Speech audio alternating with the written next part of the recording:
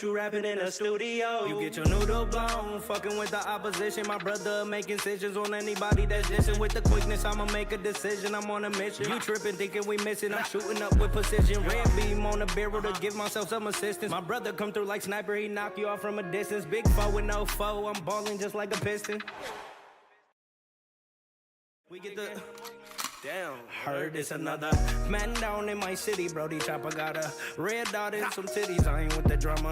I'm just trying to touch a milli, I'm a addy dropper. Cause on my mama we get busy. It's another man down in my city, Brody Chopper got a red dot and some titties, I ain't with the drama. I'm just trying to touch a milli, I'm a addy dropper. Cause on my mama we get busy. Plug pull up with the pack and I ain't even busted down. Couple minutes on my phone, I promise I'm gonna get it gone. I stay solid, I get caught, I'm fighting till they sit me down. You get caught, you singing like a nigga in the studio. Brody sold the whip for 1,000 cause we just slid in it. I really make a house call, fuck if your kids in it. Been through some shit, that's why my heart too froze. You ain't living what you rapping in a studio. You get your noodle blown, fucking with the opposition. My brother making decisions on anybody that's dissing. With the quickness, I'ma make a decision. I'm on a mission. You tripping, thinking we missing. I'm shooting up with precision. Red beam on the barrel to give myself some assistance. My brother come through like sniper, he knock you off from a distance. Big foe with no foe, I'm balling just like a piston. What's up, everybody? This is the El Nino Podcast. I'm Eladio Nino, and this is Real Everyday People. So before we get started, man, I just want to really have like a moment of silence for the two men that passed away yesterday that were shot and killed at the Easter Market last night during the tailgating Lions game. So very sad, very unfortunate. You know, I don't know the brother, but I know a lot of people who do. And everybody said that he was just really a great person, a good person, wonderful person. Everybody liked him. And, you know, his death was really unfortunate. So, you know, I send my prayers and my love, you know, to him and his family and all his friends. I know they had a balloon release today. I hope everything, you know, went well. And, you know, it's just really sad, man, that, you know, people do not know how to be responsible with their guns. And, you know, especially when you're under the influence. So like I said, man, I just, you know, just send my love to him. You know, it really saddened my heart, you know. But big shout out, you know, to the Detroit Hispanic Development Corporation, Angie Reyes, Lex and Anita Zavala. You know, they partnered with the Detroit Lions to have the Hispanic, what is it? The Hispanic, you know, September, with Latino month, you know what I'm saying? And, you know, they were there. We had the mariachis. They were teaching how to, you know, dance to bachata. You know, there was a lot of vendors there. Like, it was really dope. It was from 10 to 12:30. I shared it all over my my platforms for everybody, you know, to attend. So, you know, it was good. I seen, you know, a couple people, you know, that were there, and you know, it was really dope. I was really excited. Too bad, you know, we came up short on the Lions game, but, you know, big shout out to my man Hector Santiago. He came through, brought me 2 Tigers tickets. So, you know, I took my grandson with me. We really had a great time. You know, he really enjoyed all the festivities. I took him on a carousel, you know, and big shout out to the Tigers because they won. They kicked ass yesterday. So, you know, much love to them. And, you know, Lions, we'll get them next time, man. That's for sure. And, you know, I went to Tampa last year. My brothers had taken me because the Bucs had played the Lions, and we ended up kicking their ass out there. But, you know, here it is. They came over here and they kicked our ass. So, you know, it is what it is, tit for tat, man. But, you know, we still in this for sure. But, you know, you know, I just, you know, I'm really excited today because I got one of my, you know, closest, you know, friends, you know, young brother, you know, he's here today. And, you know, I invited him on here just because I've been mentoring this brother for about 5 years now. And I've been able to watch him grow and, you know, be a contributor to, you know, his well-being and his upbringing. And, you know, so today, man, we got my man Javier Seledon. What's up with you, bro? What's up, homie? My God, this motherfucker like Kid Frost in this bitch. You know it. But, you know, that's my dog, though, man. Yo, man. Yeah, I'm glad you came through, bro. Yeah, no problem. You know I got to show love for you, bro. Yeah. I've been waiting. Yeah, that's right. Hey, the time was right. The time was now, bro. Yeah, you know of what I'm course. saying? I'm glad you accepted the invitation. You know what I'm saying? Like, I know for a lot of people it seems easy. They're like, oh, man, hell yeah, I'll go on there. And then when the lights, camera, action go on, everybody forget their own name. They forget what to talk about and everything, Shit, you know? I gotta tell you, I'm nervous than a motherfucker right now. But it's all good. We gonna get through it, you know? Yeah, that's cool, man. No doubt about it, man. Yeah. So, you know, I got this, the raw cone challenge cone right here. And, you know, I just stuffed it. Cheech and Chong looking. Now, there ain't no way in the world I'm going to be able to smoke this by myself. But, yeah, we got that bitch going. That bitch ready to go. You hear me? Hell Matter of yeah. fact, Mother I'm shit. going to light it up right now. Oh, shit. I'm finna light this thing up right now. I mean, because I think it's pretty amazing. That's a big old joint. That's a Cheech and Chong right there, boy. Christmas came early. Hey, man, tag Cheech and Chong in this, bro, for real, man. I need y'all to come on the podcast so we can get high. Usually I don't do this, you know what I'm saying? But, you know, at the end of the day, man, I can only be me.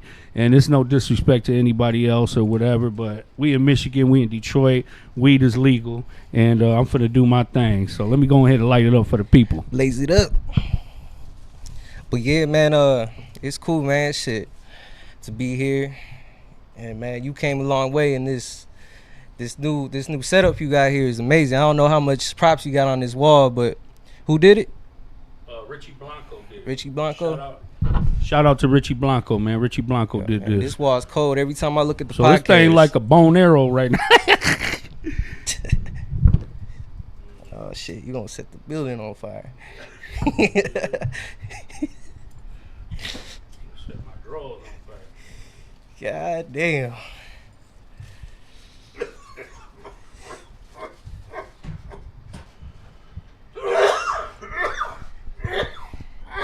And for those who don't know, this medicine right here. Yes, sir. We over here smudging. This is good medicine here. We sitting here smudging the place real quick, you know. Got to cleanse my little spirit. You know what I mean? Get it together, baby. And shout out to all my homeboys, man, who broke bread with me and gave me the weed so I could pack this thing, man. Much love to y'all boys. That boy big as hell. Look like a mini baseball bat.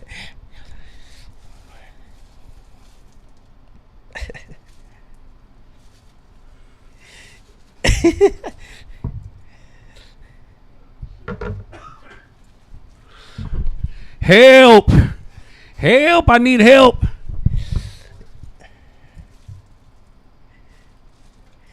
And to everybody who at home right now, we smoke it for you. I know times are hard right now for my peoples. Man, this bitch feel like the torch. I feel like the Statue of Liberty with this motherfucker right now. You hear me? They should have put us on the Olympics. They should have put me in the Weed Olympics. You hear me?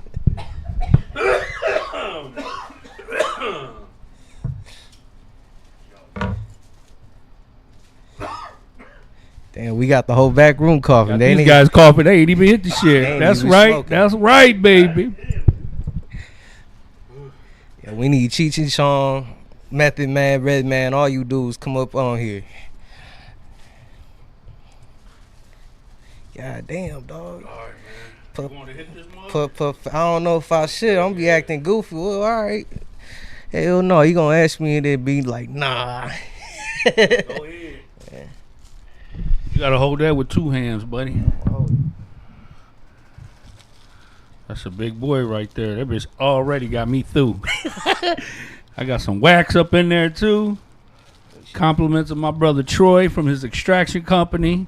They got that killer, that batter. Hold on, man. You gotta. Oh hell no! Look, you set yourself on fire, brother. Man, this guy about to look. You got my shit on fire. Hell no! You see this shit? I could have had a fire extinguisher for your ass. I told you. Hell no! Talk about you told me. He told me shit. We have to put this bitch out. Let me hit it one more time. I ain't even getting nothing out of it. Damn, boy, you fucking licked the whole thing. You You fucking biscuit eating bulldog. You lit liquor. This guy licked the whole fucking thing. God Every damn. time It's with a this joint, dude, not a dog. dick, motherfucker. Shit. God damn. Man, fuck you. Let me see some smoke. I want a big ass cloud coming out of there. Man, I don't Bitch got me sweating. fuck your feet up.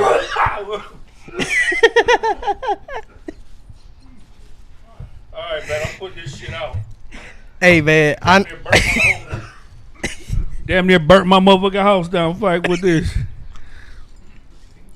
I need help. We gonna leave that bitch right there, man. This nigga Javi damn near set himself on fire. God damn. Babe, look at this motherfucker. I said I felt like the motherfucking Statue of Liberty. You hear me? Hey, Got the torch on this bitch. I'm lucky I didn't put too much cologne on, bro. I would have been up in flames. Babe, Javi was just on fire.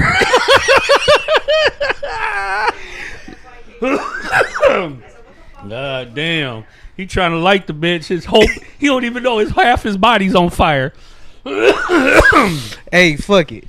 Anyways, I apologize for all that extra shit, but you know what, man? It is what it is, man. It's the El Nino podcast, real everyday people, and that's just what it is, man. You know, big shout out to everybody who's tapping in, you know what I'm saying, watching live, those who's going to watch it later. Appreciate y'all.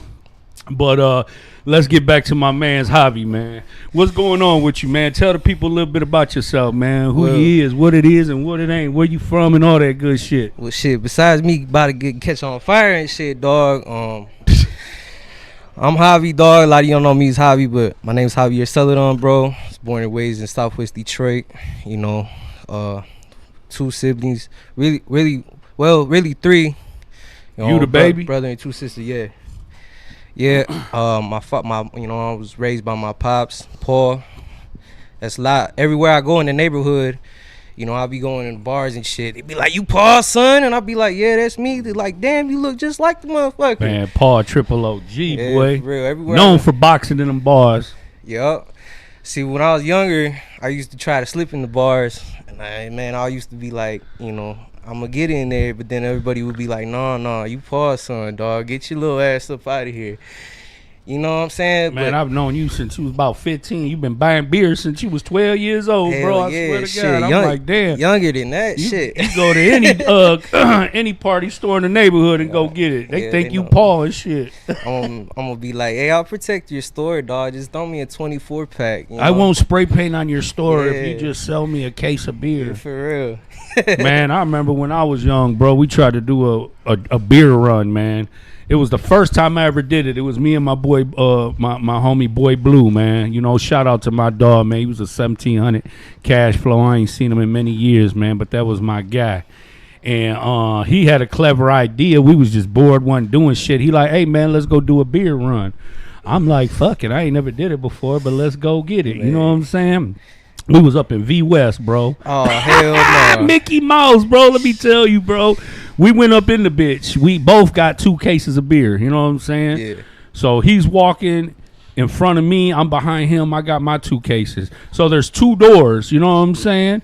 But what I fail to realize is one door opens this way and the other door opens this way.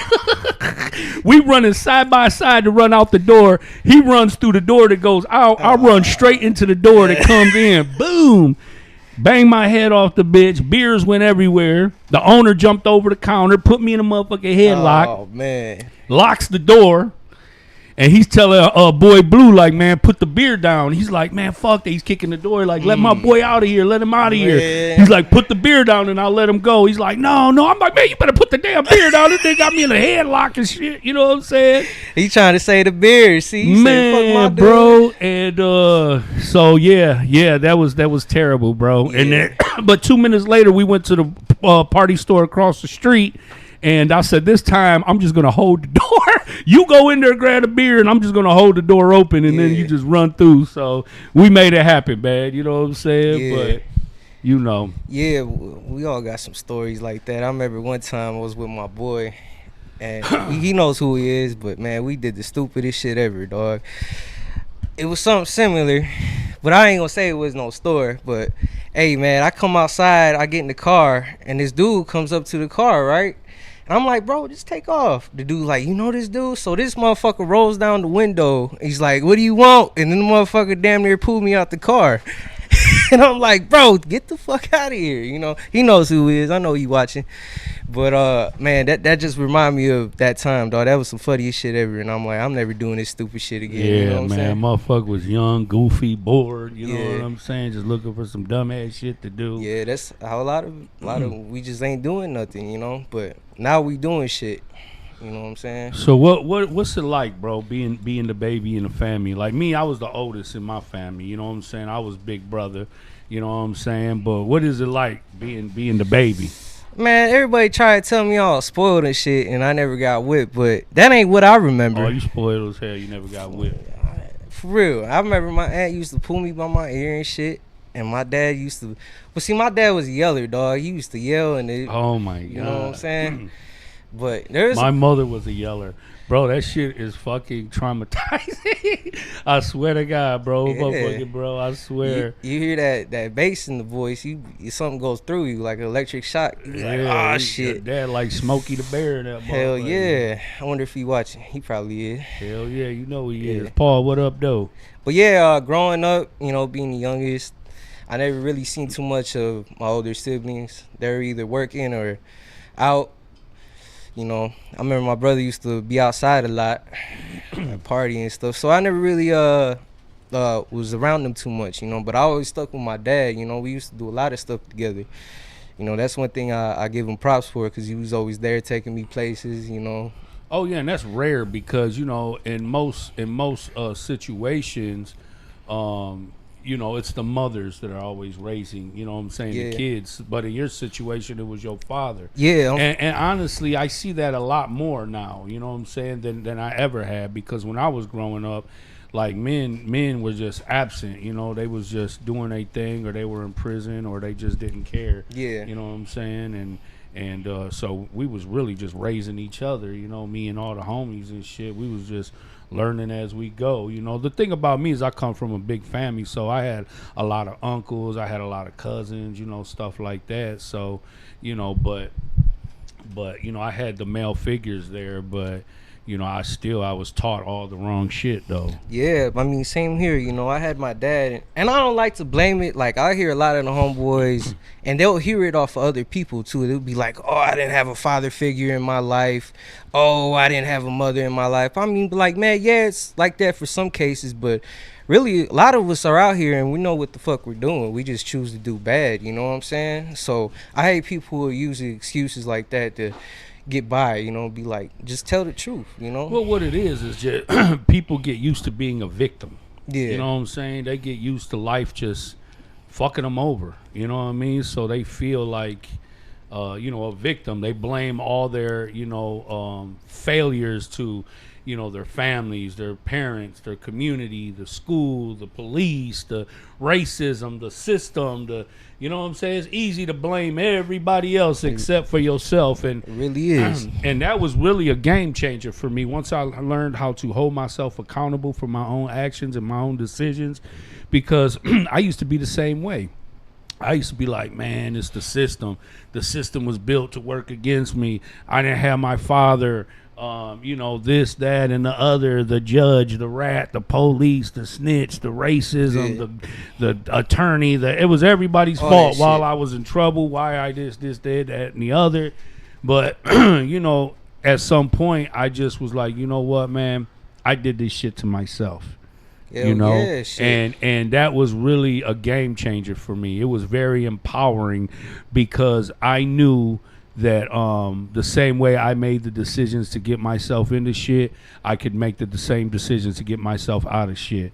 And and once I reached that conclusion, you know, it just really changed my life. You know what I mean? Yeah. But a lot of people wait till it's too late, and then they really can't get themselves out of that situation. You know what I'm saying? Yeah, I mean, there's still people my age and older that are still living the same way they did 30 years ago. You know what I mean? And that's sad and it's unfortunate. And, you know, I always try to reach out to people and just, you know, try to give them some hope and, you know, some resources, some information, try to encourage them to do better, to do more, to do something different. But, you know, a lot of people, they're not good with change. You know what I'm saying? And it's unfortunate. unfortunate because they become stuck and they become stagnant, bro. And before they know it, they're looking back like, damn, 20 years done went by and I ain't did shit. Yeah, I mean, you had motherfuckers out here doing whatever. Like, they should have been investing in properties and shit. You know what I'm saying? Yeah, but nobody really taught us that shit. All we were taught was how to hustle and survive. You know what I'm saying? Like, it was about making the money just to survive. Nobody taught us what to do with the money. You know what I'm saying? How to invest it or save it or anything, because we were never taught to plan or prepare for the future. Yeah. Everything we did was right now, in the moment, live for today, because tomorrow's never promised. Like today, you see a lot of death, you see a lot of incarceration, you see a lot of, unfortunate, things occur, and and so, it's just, it's really sad to see that. Yeah, no, I feel that, and I feel like in today's society and world, everybody's getting taught that stuff, like to invest in property. Like, I look everywhere and I see everybody got a small business, they making some type of currency coming through, and I'm like, man, that's really cool, but like for like the people who are out here still straddling, I'll be like, it's hard to be broke now, bro. I mean, come on, go get yourself a little small business or something, you know bro, what I'm saying? Like, man, being broke is like one of the worst feelings in the world, bro. You can't do shit without money. Yeah, you know what I'm saying? Literally, you can't do nothing. You can't go nowhere. You can't do anything. You need money to pay your phone bill. Yeah, it's even expensive to go to the drive-in theater now. You know what I'm saying? I'm like, man, everything is, bro. Food, anything. Yeah, it's just crazy, man, to see like how it is. I remember my dad used to tell me he used to go to the hardware store and buy like like Converse, and they used to cost like $7. Now what? They're 70, right? I don't know. I don't buy Converse, brother. Well, hey, that's me. We keep it G. You know what I'm saying? Yeah, but look. I'm saying, like, it's just crazy. Like, I wish it was still like that, man. Well, you wish you can get some Converse for $7? Hell yeah, shit. They probably got some at the thrift store. No, I don't do all that. I know a lot of people be drifting and stuff, but I can't wear nobody's other clothes. You know what I'm saying? Why can't you? Man, because I don't know. Man, listen. When I was young, bro, like we ain't have it, you know what I'm saying? So I used to count on like my uncles and cousins to give me all their hand-me-downs. Yeah, but that's family though. You know what I'm saying? It don't matter. Them motherfuckers freaky too. Them niggas, you know what I'm saying? Listen, I got my uncle, man. Shout out to my Uncle Gal, man. Much love to you, man. Uncle Gal, he used to look out for me, man. He'd give me a couple garbage bags full of clothes. But one day, I don't know what the fuck he was thinking. I was looking through the bag. I'm excited as hell. This motherfucker gave me about 4 or 5 pair of cheetah print Speedos. I said, what the fuck is this? You know what I'm saying? I'm like, Uncle G, man, what the fuck I'm supposed to do with these? You know what I'm saying? He got every color, animal print and shit. No. And I'm like, man, I can't do these, man. Hell no. He like, mijo, you got to try them. The girls will lick your ass. I said, oh, hell no. Uncle Gal, you a freakazoid, boy. I can't fuck with ya. Oh, man. Oh, man. I say, God damn, Uncle G, wearing these motherfuckers. I'm glad you didn't pass that shit down to me, dog, because, hey, there's the time where you'd have warm on your face with your freaky ass. Hell no, shit. Get the fuck out of here. Oh, butterfly looking motherfucker. Look, but hey, he came through, man. What was it, about 3 years ago? Mm-hmm. Man, I remember... Man, he bought me 2 garbage bags full of clothes, man, and that, it was going through a rough time at that time, man. But I was looking fly, man. So I want to thank you, bro. Oh man, you welcome, man. I love you, bro. You my guy, man. You my little brother, man. Yeah, I don't know if I ever thanked you for that, but man, I was looking fly. I was probably out of school at that time. For about 2 years, you was fresh as hell. Yeah, shit. You started outgrowing the shoes, though. You know what I'm saying? I wear a 9.5, and all of a sudden, you grew to a 10.5. Roastberg. You know what I'm saying? Yeah, hell yeah. Because you were like, yeah, I'll take them. And then I see your motherfucking little feet was crunched up in them bitches like you was motherfucking, Little feet, dog. Shit, you got fucking, man, you got hobbit feet. You don't play with me. No, man, for real, though. But that's just how it go, man. You know what I'm saying? Like, I do that all the time, bro. I love to break bread. I love to share what I have. When I came home from prison, bro, in 2019. You know, shout out to my homie Jay Newstead. He had hooked me up with one of his peoples, you know, and free that brother, man. He doing a lot of time in the feds right now.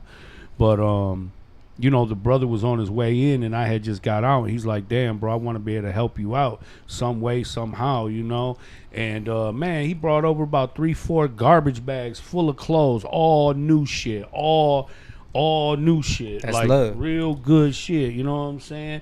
And them clothes literally lasted me about 3 years, bro. I still have Shit, some of I the still clothes wear that the he shit. gave. I And still some of wear the shit he gave me. me, I gave you. I mean, he literally gave me a wardrobe that was worth at least $5,000 or better.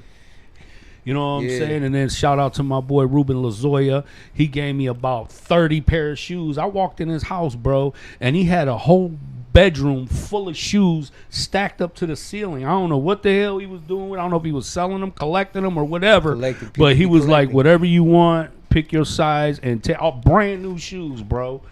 So, man, it was like an absolute blessing, man. You know, my brothers, shout out to my brother Zoe, broke bread with me, looked out for me, my man's Tito, everybody that broke bread with me, man, I'm grateful, you know what I'm saying, because, you know, that shit went a long ways for me. Oh, yeah, man. And then I was in a position to be able to help you and other brothers like you. Yeah, really thankful, man. Yeah, there was a group of us, man. I remember when I first met this dude. He was peeping me out. We was at DHCC, man. Shout out to y'all. You know, that's where like really it was a life-changing experience going there. You know, shout out to Angie Reyes, Lex. You know, when I went there because I remember my first act when I went in the building, I met Vic. He was like, I could tell he was like looking at me. He's like, look at this dude. You know, who the hell?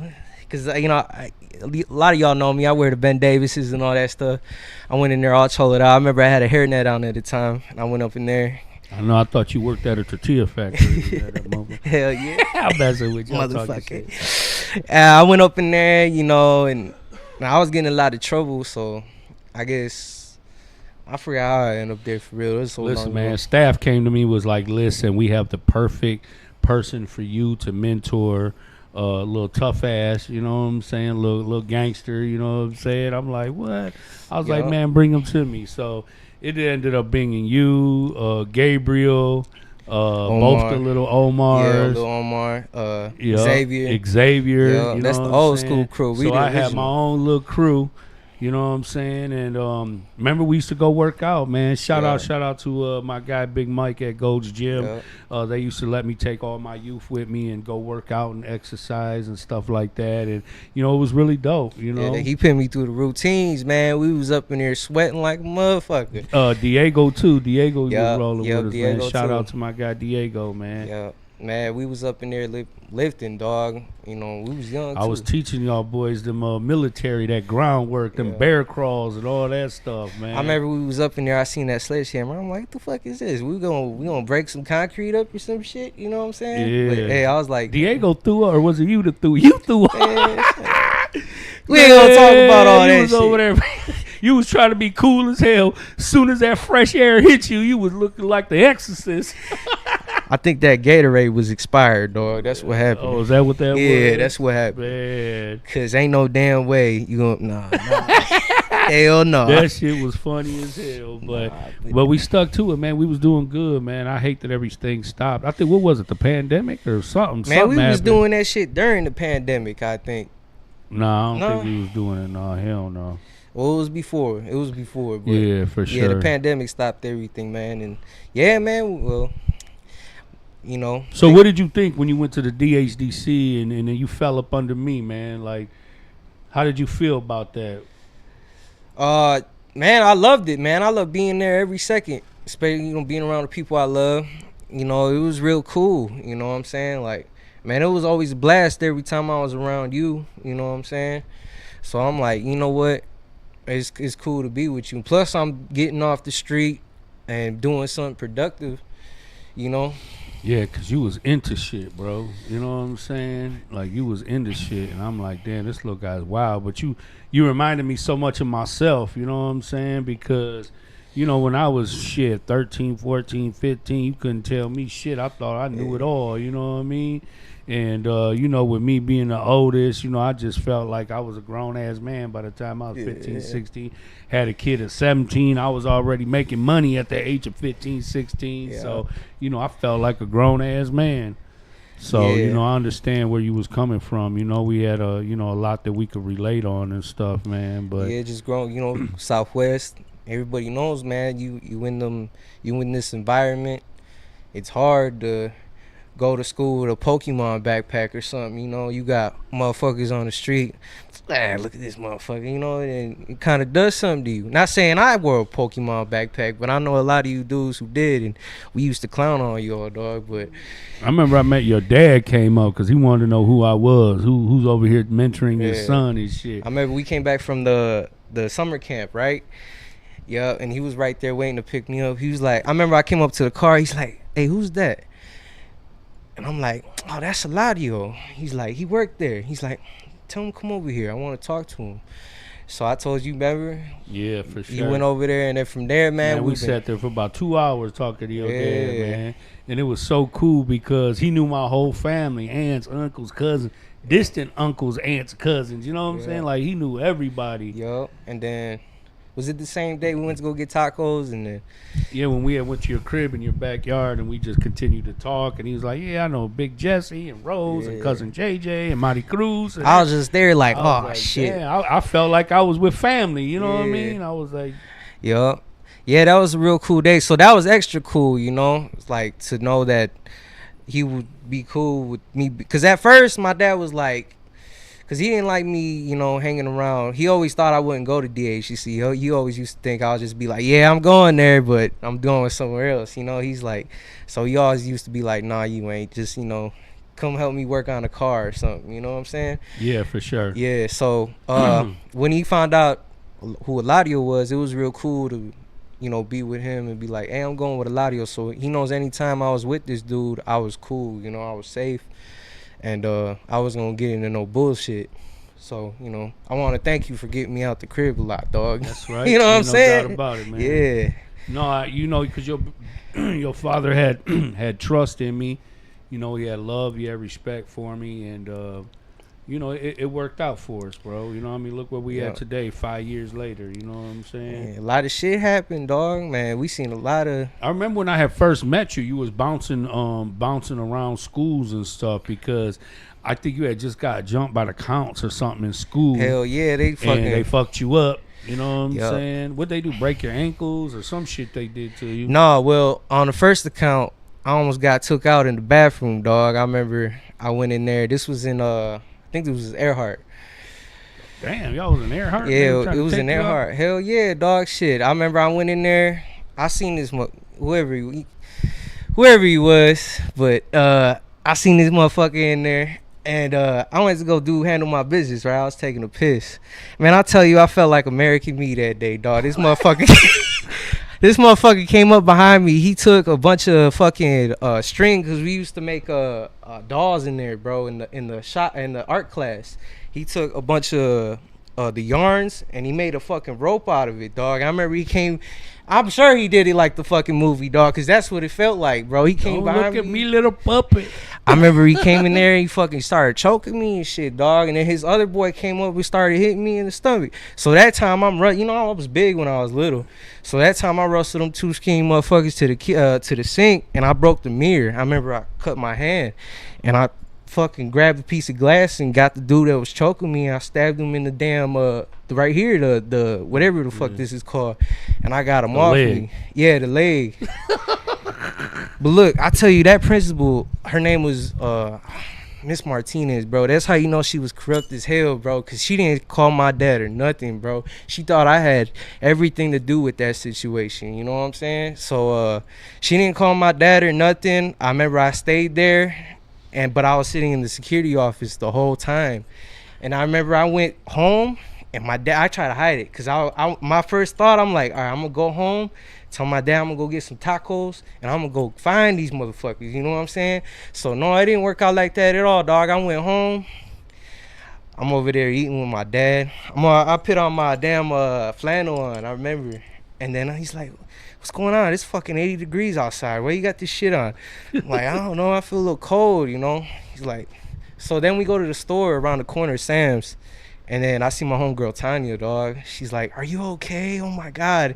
And my dad's like, what happened? He's like, oh, look at his neck. I'm like, get the fuck out of here. You know what I'm saying? Mm-hmm. So he started raising hell. He's like, oh, my God, what the fuck and all this shit. So when they came and strangled you, did you have time to put get yourself together and zip your pants up and shit? Hell no, man. My shit was swinging around in that motherfucker, dog. Shit, I should have peed on them motherfuckers, dog. Hell no, they was not playing. Hell no, dog. And I remember it was because I was messing with old girl. But a lot of shit happens like that, bro. Either you probably messing with somebody's girl, you know, shit like that, or. So after that, you end up switching schools. No, I didn't. I was still there for a little bit. Well, really set it off there because the principal didn't like me, but I beat the shit out of this one kid and I broke his arm kind of. And then that's when they banned me from like, I don't know if it was Detroit. No, because I went to West Side, remember? Yeah, I remember. Yeah, because I went to West Side. So, I think it was West Side they banned me from the Detroit Public. But I remember, that was a whole case there where I remember the cops came. I tried to hide that situation from my dad, too. Because he would be like, either you beat the shit out of him or you better not come home with a bloody nose. You know what I'm saying? But I promise y'all, I know how y'all may portray me or whatever, but I never started shit in school, man. I always try to, do my work. No, because your dad told me that you were very intelligent, you used to get good grades, you know what I'm saying? And that you were very studious, you know what I mean? And but I hated school, dog. I didn't like it all around. I mean, you didn't like it because of the experience, or you just didn't care for school, period? I think if it was like I see y'all today, man. Y'all got the computer. I wish I had that, We had a pencil and paper. But now I look at it, I'm like, man, I should have just stuck to the pencil and paper because I hate computers too, For real. You put me in front of a computer, I don't know what the fuck I'm doing, shit. But yeah, man, I just didn't I couldn't sit there and read. I think I was ADHD or something, I just never been dying. But I couldn't just think you are or what? Shit, I don't know, shit. I didn't get checked out. But man, I couldn't sit there and just, read a book or, I'll just be looking at other shit, Other shit? Yeah. Like what, girls or what? Man, I don't know, man. Some other shit. You was already thugging at a young age. Hell, well, yeah. You was a Sureño, right? Yeah, bro. Shit. Okay, then. Look, you like that shit, don't you? Smiling like a motherfucker. I know everybody up in here watching. All my boys in the chat right now. But look. Man, but yeah, we was probably in the bathroom smoking or some shit. You know what I'm saying? And then when I did go to school, I was fighting. Like half of the time, I always got in fights. I was always getting suspended. So you never even graduated, did you? Mm-mm. Did you ever get your GED? Yeah, I got my GED. You did get it? Because I know it was like hell for you to get your GED. Yeah, I went to this program called Job Corps, and it was like a. Oh, you got it there? Yeah, I got it there. Okay, all right. Yeah, and it was like a trades program. I went there to be a journeyman carpenter. And that was in Grand Rapids. Just Grand Rapids, Rapids, Michigan. You know what's crazy, dog? I know my dad probably watching, but look, I went out there and thinking I was gonna get away from all the bullshit. You know what I'm saying? But a lot of the homeboys were in there too, man. I was like, man, I thought I was gonna get away from all this hood shit, but bro, it's more hood over there than it was. Shout out to the Mexican mob boys and the Nishnab mob boys. Much love to y'all, man. Mexican mob 13 boys. Yep. Them are my dogs. I did a lot of time with a bunch of them guys. They was all good, solid brothers, man. Shout out to my boy Sleepy Loco. He was up there with me. Hell yeah. I mean, shit. That's what the program was about. It was, troubled youth. You know what I'm saying? Shit. And I remember, bro, your father loves you, man, for real. He did everything he could to put you in the best position you could to be successful, bro, because he really ain't want to see you go out like that. Because really, bro, you could have already been dead by now. You know what I'm saying? Because ever since I known you, bro, you done crashed about 3-4 cars.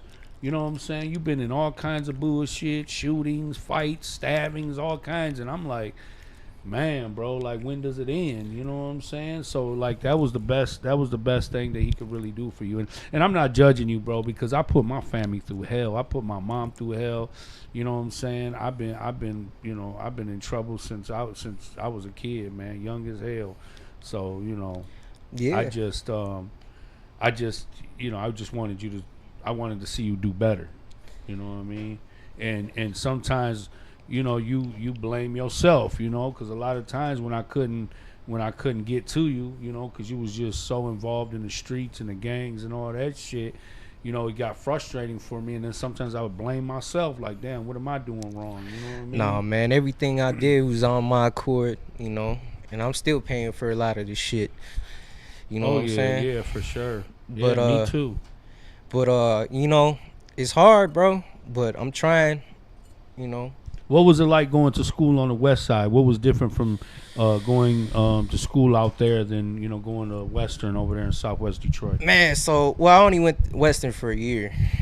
Okay. But man, my raza, bro. When I went to Western, bro, I seen all my people. It would be like a couple white kids, couple Palestinian kids, but the main majority would be Mexican or Puerto Rican.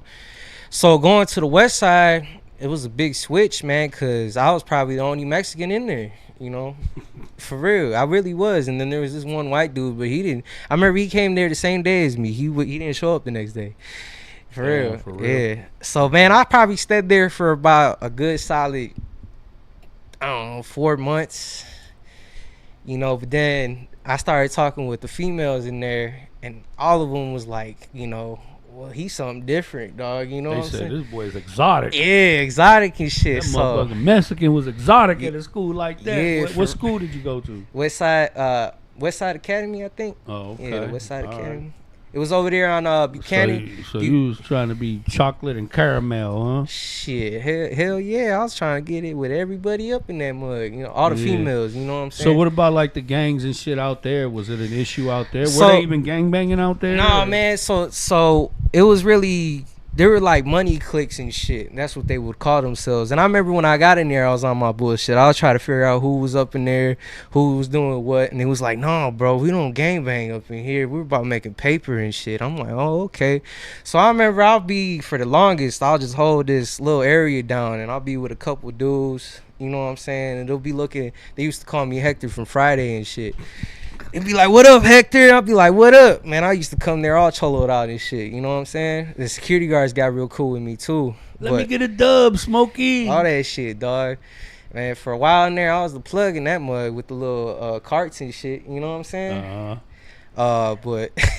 But yeah, man, I started going there. And I'll be honest with you. There was no curriculum in that school whatsoever. Everybody was just fucking doing whatever. We would be in the hallways just chilling and shit. I'll be like, you know what? I kind of like this motherfucker right here. But then everybody started getting, I don't know, either it was jealousy or something because I was talking to they women's and shit. But they started not to like a motherfucker in there. You know what I'm saying? So I was like. The dudes? The dudes, yeah. Okay. So I seen it too, but I did get some like racism from the teachers and shit too, you know what I'm saying? Because they didn't want to teach me for shit. And I would want to comply with them, you know what I'm saying?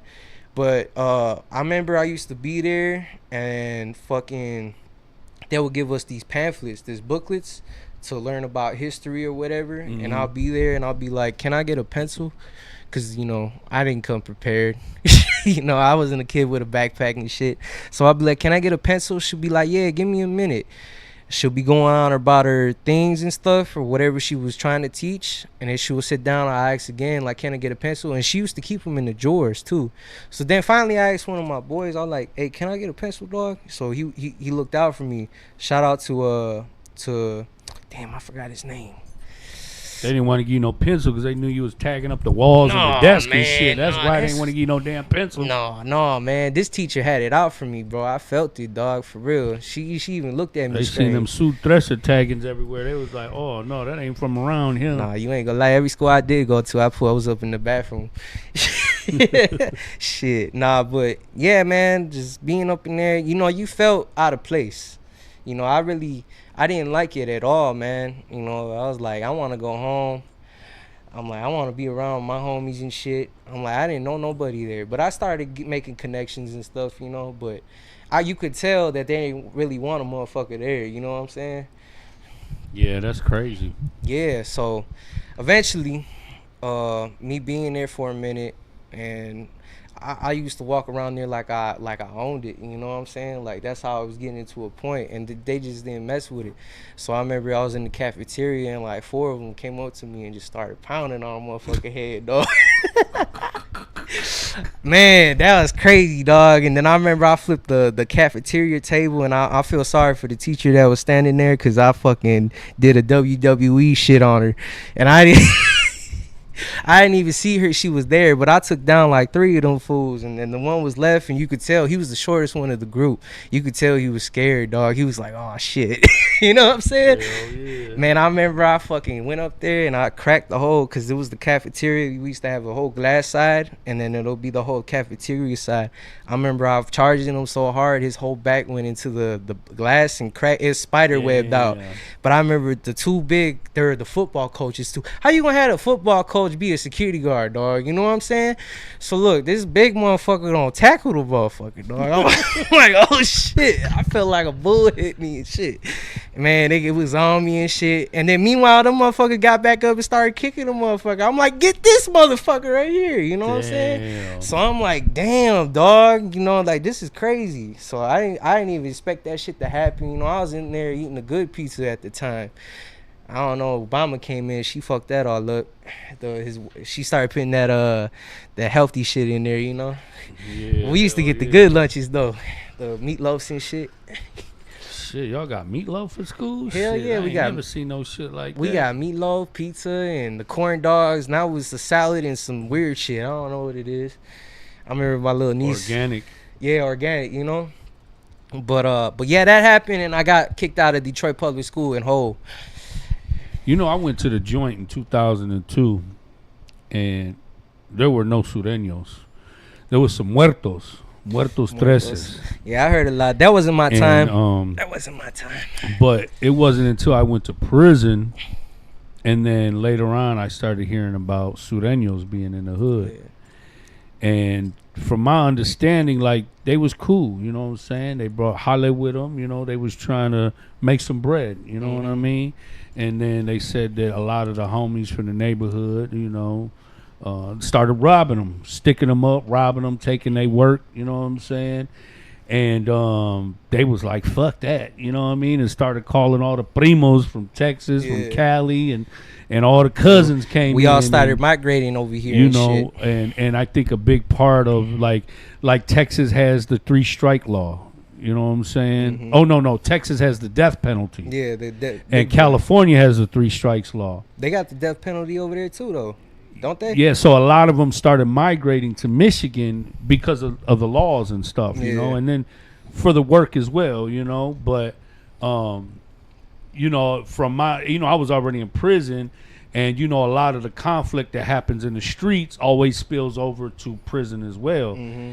And by that time, you know, I didn't believe in, you know, us killing each other. You know, it was, you know, we had unity in prison when it came to Latino people. You know, we had our own community of people, and, you know, we respected everybody's flags, they hood, everywhere you came from. But it was like, you know, when we came together, you know, we came together as a people, as one.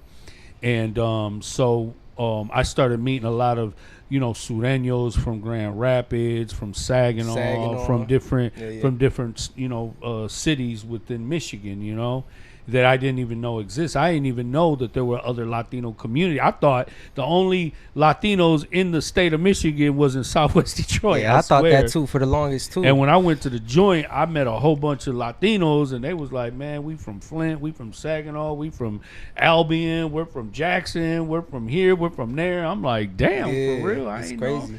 And, you know, they got their own gang. Grand Rapids, too. They had a lot of, you know, they had Latin Kings, everything, bro, you know. Yep. And when I went to the joint, like, everybody's trying to recruit me. The religious groups, the Moabites, you know, the Melanics, and then you know, the Latin Kings and everybody. I'm like, listen, bro, I'm already in a gang, you know what I'm saying? I don't want no part of it. You know, I just, you know, I support my people. I'm here to, you know, support my people, have my people's back. But you know, and then Cash Flow Posse, we ain't had no big population in there. Like we weren't like the Latin Counts and Latin Kings, where these are big gangs and shit. The Cobras, there was a lot of Spanish Cobras in the prison system. GDs, Maniacs came later on. MLDs, they they was deep as hell. The Bloods. I mean, I swear, bro, probably about 7 to 10 years ago, bro, out of nowhere, every compound you hit, there was 50 Bloods on every yard. And I'm like, where the fuck did they come from? 7 mile, 8 mile Bloods, man. I beefed it out with a lot of them dudes, man. Them dudes go hard for real. They carry, dog, for real. Big motherfuckers too. They'll shoot. They'll have a shootout with you.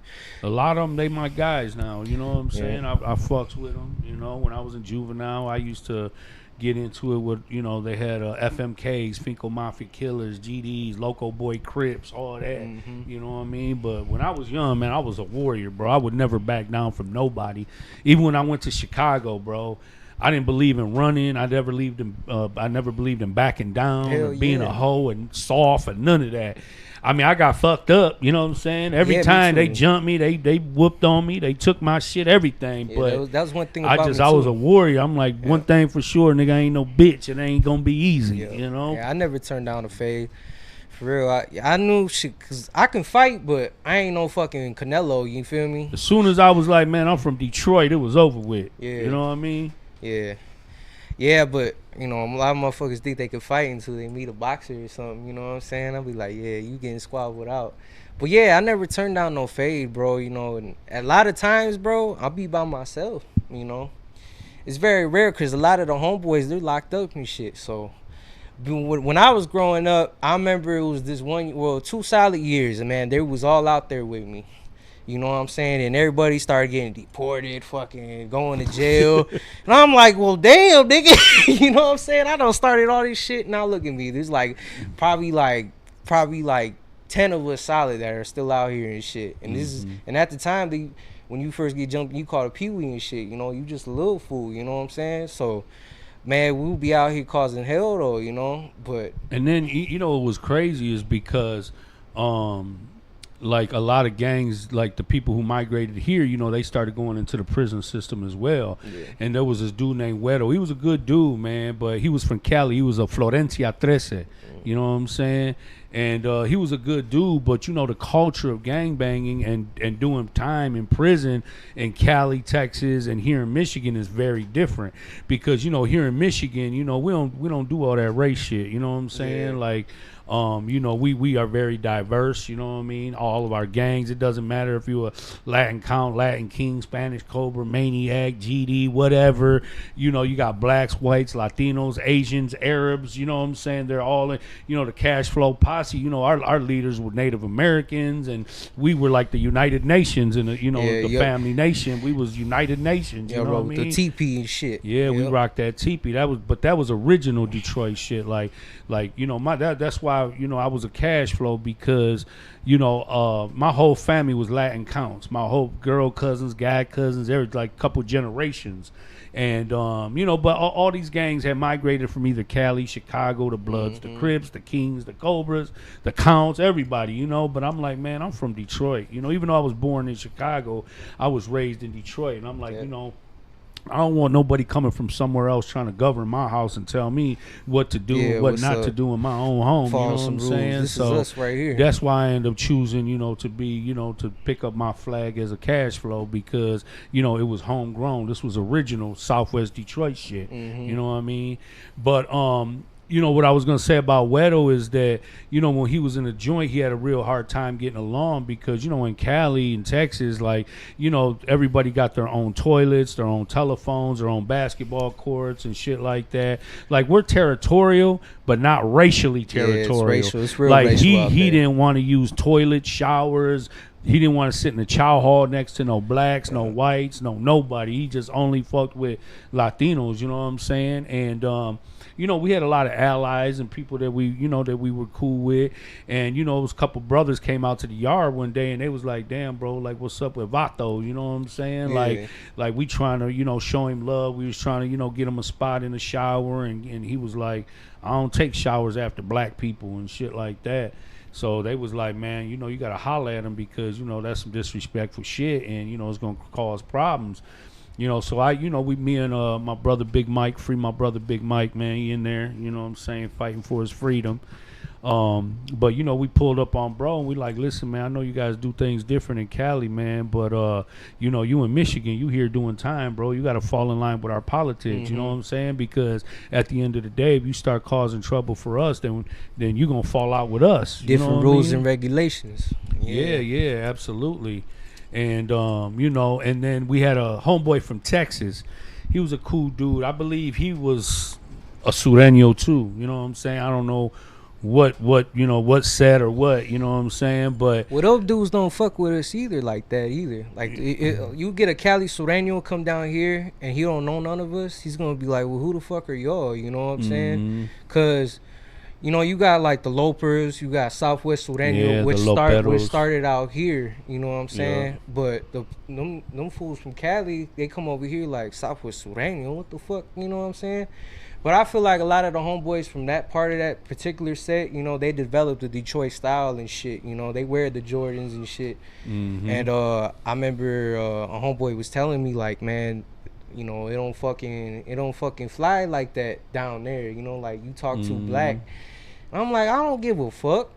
You know what I'm saying? Yeah, no, for real. When I used to live in East LA, bro, like that was a problem, bro. That's why I was discouraged and I wanted to leave Cali because they was like, oh, you want to be black, you talk black, you dress black. And I'm like, bro, I'm not trying to be black. I'm from Detroit. You know, we're influenced by black culture. I don't got no problem with black people. I fuck with everybody. You know what I'm saying? But they was like, oh, you would want to be black. And I'm like, no, this is how we do it in Detroit. You know, I'm just as Mexican as you are. You know what I mean? But, you know, we just got different culture. You know, we more integrated, you know, with different cultures and shit like that. But, you know, it was just really hard to get along out there, bro. You know what I'm saying? But the Sureño dude from Texas, we were sitting down, you know, I was kind of, you know, because I'm the head, you know what I'm saying? So I gotta I gotta do an interview and holler at you, see who you are, where you from, bring that paperwork, make sure you clean, and you know what I'm saying? Get that background, you ain't a PC or JCat. So he fucked me up because he told me that they were taught that they were allowed to tell on blacks and whites, but they just could never tell on Latinos. Nah, I never heard no shit fuck like me that. Up. Yeah, fuck I said, listen, brother, I don't know where you got that shit from, but here in Michigan and Detroit, bro, we don't play that shit, bro. We don't play that snitching shit. Snitch is a we snitch. don't snitch on nobody. You know what I'm saying? Like, I was raised, that's the worst thing you could ever be in life. You know what I'm saying? But again, it's them racial barriers. That's them stipulations to say, oh, yeah, we can tell on black people or we can tell on white people. We just don't tell on our own people. No, brother. We don't tell on nobody, period. You know what I'm saying? Like, you know, I mean, and that's just the way it was, and I had to cut him off. I had to quit fucking with him because, you know, I didn't know where his head was at. You know what I mean? Man. But even with this newer generation, I see a lot of people. That's what it is, bro. A lot of people telling on each other, but really, it's that social media shit, man. They'll go post them shooting somebody and go post it on Instagram and fucking Snapchat. I'm like, what the that's fuck? crazy to me, man. That's why I never really hanged around my peers, you know, because they was on stupid shit. You know, I didn't get a phone shit until I was like probably 10, and it was a fucking flip phone. I go to school, I think that was when the iPhone came out, or maybe the older, but it was still the bullshit iPhone, you know, ain't nobody wanted this shit. But I still had a flip phone and shit, so I was like, you know what, I never really grew up recording and like looking up going on the internet and shit, so you know I kind of grew up the old school way, you know what I'm saying? Man, bro, I don't know how many times I argued with my daughter when I first came home from prison because Lord Google was her parent, her teacher, her father, her mother. You look at Google and whatever they say is correct. So she would like ask me a question and then I'll give her the answer. And then she'll like go look it up on Google and be like, no, Dad, you're wrong because Google says that. I'm like, listen, I don't give a damn what Google told you. I'm telling you this what it is. You know what I'm saying? But then I realized that technology had really replaced the parents. You know what I'm saying? Technology became the new teacher. You know what I'm saying? And the youth, the young people, would debate with you all the way through. You know what I'm saying? And I'm like, in real life and in real time, you're asking me about something that I personally experienced, and I'm giving you an answer, and you're telling me that you can look it up in a phone or a computer can tell you something different. You know what I'm saying? Crazy. And I was like, well, damn, they feel like, they don't even need parents, because everything they need to know, want to learn, they could just look it up, punch it up, you know what I'm saying? And it comes right up. So I was like, damn, like technology really does a disservice, because a lot of times, I seen over the years, like a lot of the youth just did not have no respect for adults. You know what I mean? Yeah. And they get on that social media and stuff. But it's like this one video I seen, dog. It's like it was this gate closed and there was just two groups of dogs. It was two dogs on this side and two dogs on this side, and they're barking the shit out of each other. But when that fucking gate opened, they shut the fuck up on both parties. So I feel like, I just seen that. Yeah, I know you seen that? You know what I'm talking about? But that's how I feel like that's how it is today, bro. You go on live with somebody, talk all this shit, but when you up close and personal with them, you ain't gonna do. But nothing. even like filters, you know what I'm saying? Like I understand it's fun to play with and this, that, and the other, but there's people who post pictures every day and they post a filter. You know what I'm saying? Yeah, wanna look so young I and shit. feel like it's kind of a insecurity, because when you see these people in real life, you're like, you don't even look shit like, like your pictures on Facebook. You know what I'm saying? Like you look like shit. You know what I'm saying? You look like you ain't slept. You look like, like you on drugs, or you drunk, or you woke up, or you going to sleep, or something. You know what I'm saying? But I'm like, it's called that catfish. Why live a lie though? You know what I'm saying? Like, even if you lied to everybody else, how can you lie to yourself, man? You know what I mean? And I just think that it's that's a huge mental health issue, that people have. Yeah, you don't like be happy with yourself, man. Be happy with who you are. As we age, we get wrinkles, you get gray hair, things like that. But you don't sit there and just recreate yourself like you really ain't. You know what I'm saying? Who you are and shit. And then a motherfucker see you in real life and be like, the fuck happened to you? You know what I'm saying? You don't give a fuck, dog, because I seen you. I think it's your profile picture right now, bro. The angle is crazy, dog. You got all three of your chins in that motherfucker, dog. I was like, damn, what you doing, man? Whatever it is, man, it's real. That's all I can say. I'm fucking with you, though. But I say, all right, nigga, you built just like me. Fuck is you talking about? Man, I'm still skinny though. No, you ain't skinny at all. Hey, man, no, that's crazy, dog. We went from lifting them weights to going out to eat every fucking day, dog. What happened? You dog? Ain't bullshitting, bro, because I ain't looked at no weights in about 2 years, bro. I be telling you, don't I? I'm over here looking like a 10-bit with 2 legs. Yeah, I ain't gonna lie, I got a little out of hand too, dog. It's the damn. But you know what, bro? I'm like, damn, I was in prison all them years, you know what I'm saying? Always, being healthy and eating healthy and all that shit, bro. I came home, I didn't give a fuck, you know what I'm saying? I'm eating hamburgers, White Castle, Burger King, nigga, everything. Hell yeah. I tried sushi. I mean, I love to eat. I love food. Your mom's tamales, though, man. Oh, shit. My mom's tamales are the best. So my mom always asked me, like, mijo, when you first get out of prison, like, what do you want to eat? I'm like, I want a Burger King Whopper so bad. It was crazy. She pulled up. Mom pulled up. A whole entourage pulled up to come pick me up. Mom popped the trunk. She had about 25 dozens of tamales. She's like, ain't no motherfucking Burger King. You're going to eat mom's tamales and shit. You know what I'm saying? And, I didn't even try a Burger King Whopper until like 90 days after I got home.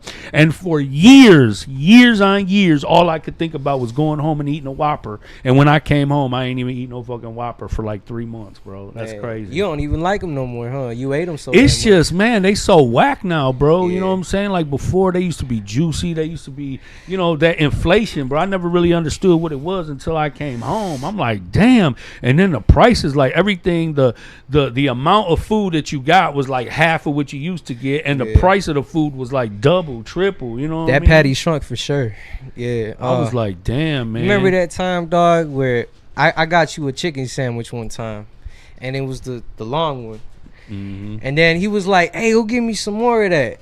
So I went and I got you some other shit. Man, you didn't even want to eat the motherfuckers, dog. Remember? Man, I used to love them long chicken sandwiches. Yeah, but bro. I came back with the regular. Yeah, I can't do that one, bro. Yeah, I was like, what the fuck? It's the same shit, but you ain't lying. It does taste different. It's, you know what I'm saying? Definitely it is, man. Nah, but that shit made me laugh that day. I was like, man, you ain't gonna. Shit, I still be making cook-ups. Everybody like, man, you institutionalized. I'm like, hell no, Yeah. I'm balling on a budget, baby. be making them burritos. And I stuff. make that shit live though. You know what I'm saying? Boil them noodles with that rice, chop up a little meat, throw a little Miss Dash up in that thing. Baby It Ray's be in like that cuisine. I make a damn surf and turf in that bitch. I put the mackerel with the tuna, chop up a meat stick, summer sausage in that bitch. Barbecue sauce, honey, all that shit. Everybody's like, damn. Man, you need to do a segment, dog, and showing the people how you do that, dog, for real. Oh, you know yeah, what I'm for saying? sure, man. Yeah. I've been wanting to make me a bagel sandwich, some wet burritos, man. I'm talking about, bro, we used to make some good ass shit. We used to improvise. I see this shit on TikTok all the time. Now, I mean, it had to be niggas in the feds because they cooking on the stairs. They cooking in their cells. I don't know how they doing that shit. Cause Motherfuckers got flash. I did all my TVs time in the and state shit. joint, and we ain't have all that shit, bro. What level know was what you I'm in, saying? bro, when you first went in there? Shit, when I first went in, I was in a level 1, and I went from a level 1 to a level 5 because when I first went to prison, I went for 2 years on a pistol case. But a year later, they came and they charged me with an old murder case, so they had changed my levels. And I was in Marquette, Michigan at the time, so Marquette was only a level 1 and a level 5, and because I was a suspect in a murder case, I could no longer be housed in a level 1. So I went from a level 1 straight to high security level 5. And then eventually they end up transporting me down to Ryan Road in Detroit to a level 4, you know what I'm saying, so I could be close to Detroit so I could start going through, you know, the trial and, you know, just court proceedings and all that shit, you know what I'm saying? So, like, really when I went to prison, I was only supposed to go for 2 flat. I was supposed to do 2 years and go home. And then, you know, I end up pleading out on my case. They gave me 14 to 21 years on a murder case. And then shit, a couple years before I got out, I ended up catching a dope case in prison. They prosecuted me on that, gave me a year, and then when I went to see the parole board, they ended up flopping me for catching the case, so I ended up doing a whole extra 2 years, you know what I mean? I went to prison for 2 years and then ended up doing 17 years altogether. Big turnaround. God damn, dog. Yeah, that shit was crazy, bro. You know, you think, okay, I'm going to do these 2 years, go home and get right back to it. Hell no, bro. The whole dynamics of my life had changed, bro. You know what I'm saying? Like I had to get comfortable, and you know that was different. That really changed my whole mindset. You know, going from a level 1 to a level 5 to a level 4, it was a whole different mindset, bro. I wasn't thinking about going home no more. Prison became my home, and I had to do whatever I had to do to survive in there. And you know, we live in a bloodthirsty society, and the only thing that gets respect in prison is blood, man. You know what I'm saying? Violence. Shit, if you ain't blood. willing to stab and fight and all that shit, bro, then you gonna be a lamb, and there ain't nothing but wolves in there, you know. But what fucked up our system later on in life is when they started putting all the mentally ill people in prison. You know, it like became a dumping ground for just mentally ill people. It was like feeding lambs to wolves, you know what I'm saying? Because when I went to prison, it wasn't nothing but killers and drug dealers and, you know what I'm saying, like real street guys, gangs and, you know, shit like that. And then they started putting all these goofy motherfuckers in prison, and it really made it hard. That's when they started. And then that 9/11 shit, you know, they started putting cameras in the prisons and the day rooms, outside, everything. So it really changed the dynamic. I mean, it didn't stop shit because motherfuckers was still getting, they was still getting banged out, you know. Shit, I remember one day I was at Lapeer, bro, and I seen this. He was a big ass black dude, and he had a whole bunch of his homies and shit with him. And there was this little scrawny ass white dude walking by, and the big black dude, he punched dog in the back of his head just for laughs. You know what I'm saying? The for no reason, punched him all in the back of the head. Little homie was like, "Damn, for real, you gonna do me like that?" And they just started laughing at. I'm like, "Damn, that's bold." Next yard comes. I see old boy, he got a glove on, like a winter glove. And he's carrying one of them big white mugs. We used to be able to get big white mugs in prison. And so I see him. And what had happened was he went and he boiled some hot water for about 20 minutes. And he put chili pepper sauce, one of the packets out of the ramen noodles, the chili noodles. He put Vaseline in there, and he put that chili powder in there, and he boiled it for like 15, 20 minutes in the microwave. So he had the lid on it. And man, he walked up to that black dude, took the lid off, and splashed his face with that shit. And when old boy grabbed his face came off. God damn. All the skin melted off of his fucking face, Freddy bro. Krueger looking. You know up. what I'm saying? Yeah. And that was like 2004. I think I had like 2 years in prison at that time. But just to see that gruesome shit, you know what I'm saying? Like you sitting here, you know, bullying a dude, you know what I'm saying? Like you don't know this dude, you don't know what he's capable of. You know, you sitting here having laughs at his expense. And he came and tore your ass up. You know what I mean? That shit is wild. And then I seen it happen while a motherfucker was sleeping. You know what I'm saying? That's why a lot of times, bro, like man, bro, like you really, bro, I was trained militant style in prison, bro. Anytime there was conflict, we would drink coffee to stay up all night. We don't go to sleep. You know what I'm saying? Because a lot of times we were housed in open settings, you know what I'm saying, where they just got 20, 30, 40 bunks in one room. And, you know, you don't know, you fall asleep, anything can happen, you know? Come up there and play with you. Man, I remember one time I knocked my motherfucking one of my cubies out, bro.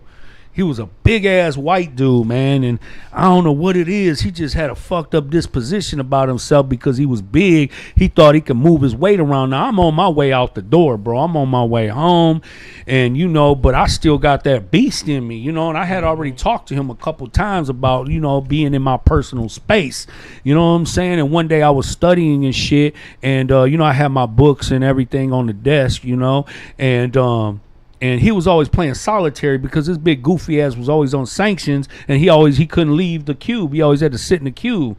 But one day, you know, I'm like, damn, bro, you got to share that desk. You can't have it all the time. I got shit I need to do too. So one day I had all my homework and I was studying and reading and all this shit, and they called chow. So I went to chow.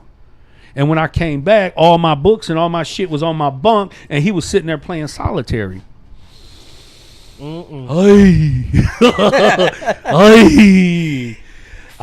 did not play with him. I did not play with him, bro. I hammered that nigga's head. I hammered him, bro. I gave it to him, bro. You know what I'm saying? Because I was not going to let him stand up. First of all, he fucked up talking shit to me sitting down, bro. I knocked him out cold. His head, boop, thumped on the desk. You think you but are? I thought he was playing possum, so I hit him about 3-4 more times. Woke him up, hit him 4 more times, knocked him right back out. You know what I'm saying? Because I'm like, bro, you know, like, come on, man. I'm trying to talk to you like a man, and you just trying to throw your weight around like shit don't stink. You know what I'm saying? Man, bro, I laid him out, man. Everybody was so happy, bro. You know what I'm saying? But the good thing about it, he didn't tell on me, bro, because the police officers was trying to get him to tell on me. He would not tell on me. You know, he kited himself out the cube, though. He did not feel comfortable. And like for 3 nights, I had the little homies in the cube. I'm like, listen, I'm going to go to sleep. I'm going to give y'all some snacks and some coffee and shit. Y'all stay up. You know what I'm saying? Because they was little young homies, so they used to be up all night while everybody's sleeping. I said, if this nigga even flinches, wake me up. You know what I'm saying? Yeah. Man, he kited himself out the unit, nigga, off the rock. Within the next week, he was carrying my groceries on the yard, collecting all my debts and shit from everybody. You know what I'm saying? He wanted to be my best friend after that. You know what I'm saying? That's how it always But is. I'm like, damn, bro, why did he even have to come to that shit? You know what I'm saying? But like I said, in prison, that's the only thing they respect is violence. You got to bust a motherfucker head, you know? Yeah, I mean, me being, because when I got jumped in, I was probably the youngest. So when you're the youngest, it's a mentality that you got to do the most. You know what I'm saying? So, and that's what I did. I did the fucking most. You know what I'm saying? And at the time, you know, I didn't see it as like a game or nothing, because I knew this shit was real life. You know, I seen a lot of the homeboys get shot, fucking stabbed, all that shit, like literally like guts falling out and shit, and the shit's traumatizing for a little kid, you know what I'm saying? But then again, I put myself in that situation, because guess what, I should have been home, you know? Yeah, like your dad told you. Yeah, I should have been home, but hey, I wanted to be out there, and I was out there, shit. But yeah, man, and then, you know, I just, you know, partying, you know what I'm saying? I started seeing you going down the road where you were drinking every day, you know. I mean, you know, I smoked my little weed and shit, but, You know, that ain't shit. You know, people out here, you know, they doing all kinds of other shit. But the thing that fucks me up the most is that, like, drugs ain't even real no more. You know, you can't even pop no pill. You think you taking some medicine or some pills, and it ain't even that. You know, coke, heroin, everything is like laced with fentanyl. I even talked to a guy one time, and he was like, you know, I'm addicted to fentanyl. I'm like, how the hell can you be addicted to fentanyl? That's something that kills you. That's like saying I'm addicted to death. He dead right now? You know what I'm saying? Yeah, that shit's crazy, man. Yeah, man, shit, that's crazy. But, you know, I was worried because, you know, I know you started partying and shit like that. And, you know, bro, I know what come with the territory, man. Especially you was hanging out in the bars. All them fucking Mexicanos in there, they drinking, they snorting powder and this, that, and the other. And, you know, I was just, you know, I was worried about you, man, because I'm like, damn, bro, like, all you got to do is get a bad batch and it's a wrap, man. It only take one time to get a bad batch and you done. Mm-hmm. You know, and it's sad because I've been to so many damn funerals in the past couple months. You know what I'm saying? Because, you know, people just can't stay sober, man. You know what I'm saying? Motherfuckers got to be high. And even though they know, like, that the shit ain't real, you know what I'm saying? They know the pills ain't real, you know, and they take the shit anyway. Why? You know what I'm saying? You got kids, you got family, you got a life, you got obligations, you got responsibilities. You know what I mean? And I'm just really tired of going to funerals, man. God dang, man. You know? Yeah. But I'm glad you got your shit together, man. I'm glad your dad sent you out to Grand Rapids. You got them skill trades, you know what I'm saying? Now you working on the Ambassador Bridge and shit, you know what I'm saying? And doing carpentry work and, you know, good for you, man. You need your deck done, let me know. I'll build your deck, all that shit. You gotta have the paper for it, though. Don't be on no broke shit with me now. No, that's dope, though, man, because, you know, it could have really went the other way, man. You could be locked up right now or you could be dead, you know what I'm saying? Yeah, no doubt. And, you know, I know, and I thank y'all for helping me out, you know, for real. But, yeah, you know, a lot of shit could have happened, but I'm glad it didn't. Yeah, but I just, you know, because I knew you had the option to stay there and you know, continue the program, and but I knew you were eager to get back home, and I wasn't comfortable with you coming back home because even though you were doing really good, I just felt like, you know, you were like me, bro. You would adapt to your environment. You know what I'm saying? So you went out there, you did good, you were successful, you were the team leader, you were actually facilitating and teaching and all that. But I already knew once you got back home, bro, like I felt like you was just gonna get right back into the groove of things, you know what I'm saying, and feel obligated to go, you know, check in with the homies and this, that, and the other. And you know, I just didn't want to see you to go down that route, man. Not for yourself and not for your dad, because, you know, your dad loved the shit out you, man. I mean, I love the shit out you. Me and my family, we love the shit out you, bro.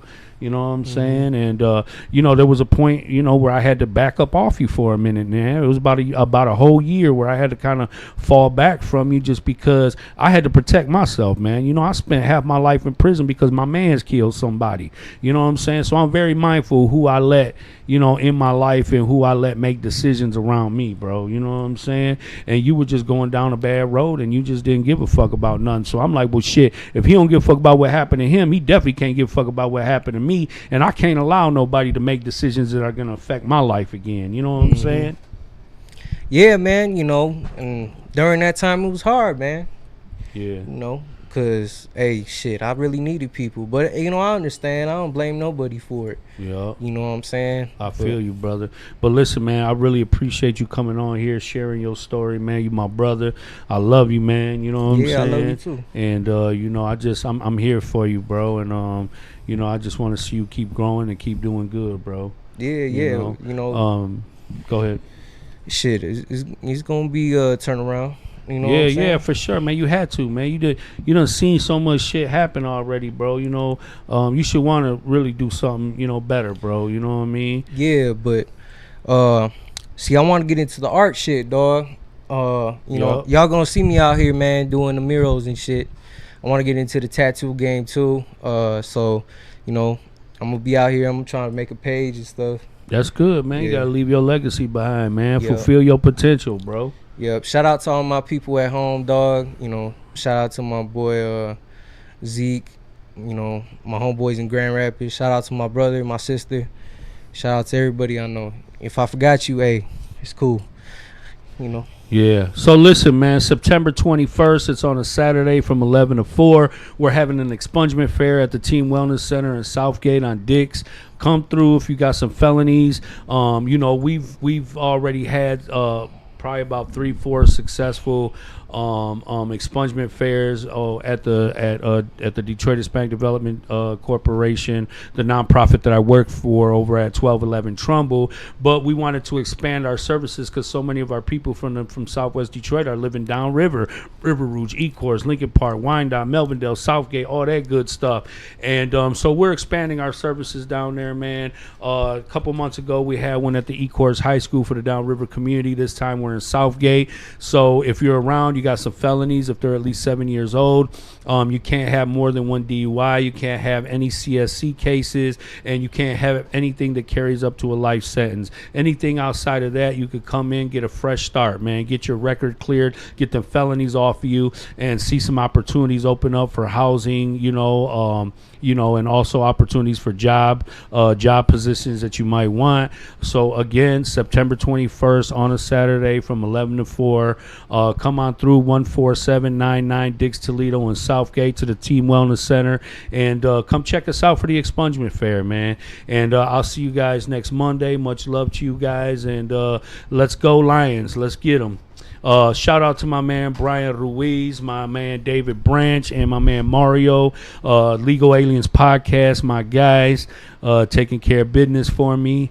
And, I'm just really looking forward to what's to come, man. So you guys stay safe, stay alive, and I'll see you guys next